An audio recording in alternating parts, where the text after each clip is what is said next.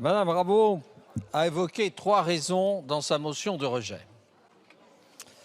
La première raison, et notre groupe la partage, c'est que vouloir faire voter le Parlement, l'Assemblée nationale en l'espèce, sur un texte qui a été repoussé avec une très forte majorité il y a 1 an, c'est quand même assez étrange du point de vue démocratique.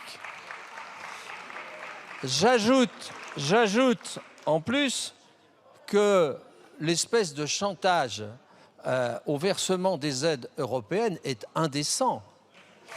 Car, comme Madame Rabault l'a rappelé, c'est le gouvernement actuel qui, sans que le Parlement l'ait autorisé, a mis cette condition qui d'ailleurs n'est pas si claire que cela, comme la note qui nous a été faite par la Commission des finances le montre. C'est une possibilité de bloquer, mais ce n'est pas mécanique, ce n'est pas automatique.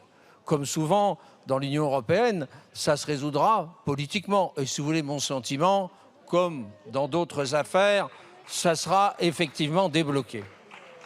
Donc ce premier argument de Mme Rabault, je le partage entièrement avec notre groupe. Alors il y a un deuxième argument qui a été utilisé, c'est la trajectoire budgétaire. C'est vrai que c'est extrêmement étrange.